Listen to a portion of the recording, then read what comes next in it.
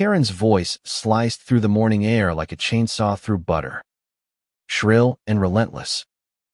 "You think you're better than me with that fancy car," she screeched, her meaty finger jabbing toward my Rolls-Royce Phantom, its polished chrome glinting innocently under the sun. I leaned against the hood, arms crossed, watching her unravel on a busy Chicago street corner, her floral dress flapping like a warning flag. It was almost comedic, her red face, the spittle flying, but beneath the spectacle, something darker brewed. I'd parked outside a coffee shop to grab an espresso, a rare moment of peace in my hectic week. The Phantom, my one indulgence after years of grinding, was a magnet for stares, but I never expected it to summon her.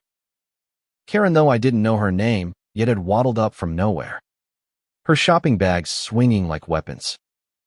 She'd been muttering to herself, eyeing my car with a mix of envy and disgust, before launching her tirade. "People like you don't belong here," she snapped, as if my car had personally offended her lineage. The accusation stung, but I kept my cool, sipping my coffee, letting her dig her own grave. The street wasn't empty. A hot dog vendor named Royce, his cart steaming with onions, watched from a few yards away, his brow furrowed. A young woman in yoga pants, phone in hand, slowed her pace, sensing the brewing storm. Karen, oblivious to the growing audience, escalated. "I bet you stole that car," she bellowed, her chins quivering with righteous fury. "You people always do." The racism wasn't subtle, and it hit like a punch. I'm a black tech entrepreneur, 32, and I'd heard this garbage before, but it never gets less jarring. Still, I smirked, knowing she was about to crash and burn. "Ma'am," I said, voice steady, "this car's mine. Paid in full. You got a problem with that?" My calm only fueled her. Karen's eyes narrowed, and she yanked out her phone, dialing 911 with the gusto of someone calling in a terrorist threat. "I need police now. There's a suspicious man with a stolen car." She barked into the phone, her voice dripping with fake panic. She clutched her chest, playing the damsel, as if I'd threatened her life. Royce shook his head, muttering something in Spanish, while the yoga woman started filming, her phone angled discreetly. Karen's performance was Oscar-worthy. She paced, waving her arms, telling the dispatcher I'd intimidated her, that she felt unsafe. I stood there, unfazed, knowing the truth was my armor. My car was registered, insured, and spotless both literally and figuratively. I'd dealt with Karens before, but this one was a Category 5. Her lies grew wilder. "He's loitering. He's dangerous." The irony was rich. She was the one causing a scene, drawing a small crowd of curious pedestrians. I caught Royce's eye, and he gave me a subtle nod, like he'd seen this playbook before. Minutes later, 2 cops rolled up, their cruiser blocking the street. Karen's face lit up with smug triumph, as if she'd already won. "Officers," she cried, waddling toward them. "This man's harassing me. That car's stolen. I know it."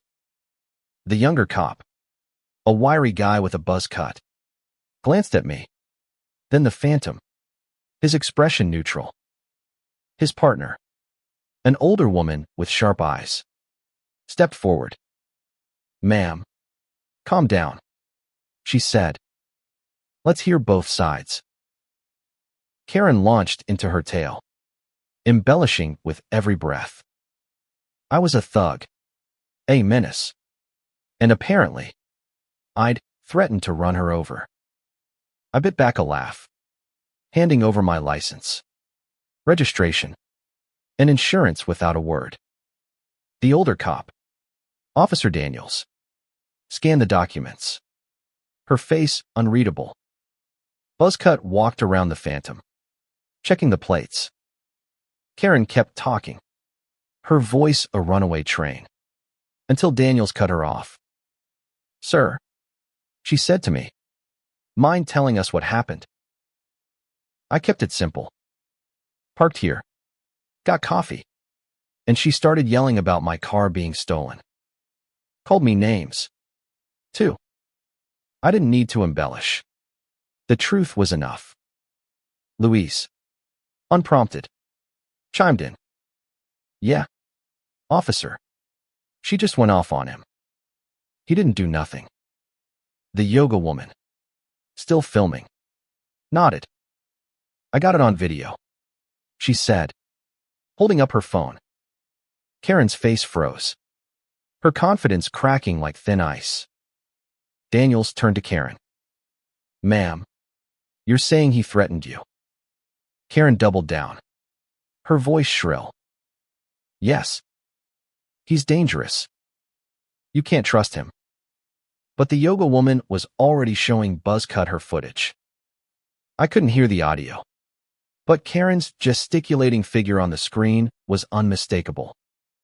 Buzzcut's jaw tightened, and he whispered something to Daniels. Her eyes narrowed as she turned back to Karen.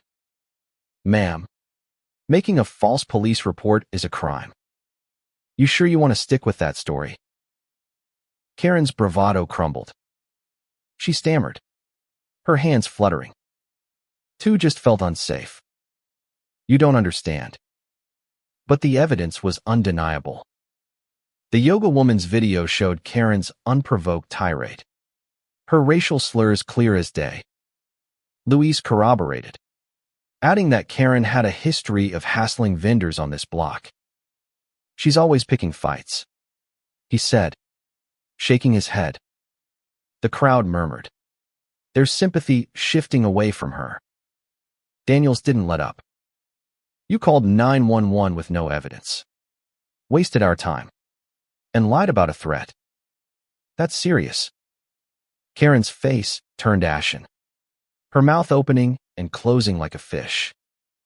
She tried to pivot, claiming she'd been confused, but the cops weren't buying it. Buzzcut handed me back my documents. "You're good, sir," he said, his tone apologetic.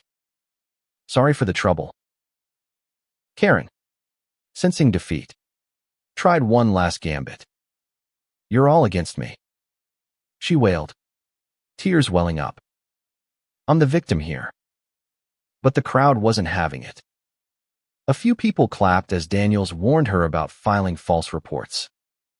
"Next time, it's a citation or worse," she said.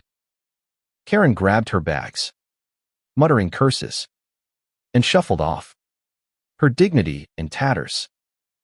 The yoga woman posted her video online, and by evening, it was viral. Tagged Karen Meltdown. I drove off, the Phantom's engine purring, feeling a mix of relief and exhaustion. Karen's outburst wasn't just about a carrot, was about her need to control, to diminish anyone who dared shine brighter. But the street had spoken, Luis. The yoga woman. Even the cops had seen through her. Her lies had unraveled, exposed by the very people she'd dismissed. Karma doesn't always come fast, but when it does, it hits hard. Later, I saw the viral post, the comments flooding with support for me and scorn for Karen. Some called her out by name. She was a local nuisance, notorious for her entitled rants. I didn't need revenge. The truth had done its work. But I couldn't help smiling, knowing Karen's meltdown would follow her like a shadow. The world doesn't bend to people like her forever. Sometimes, it pushes back. The end.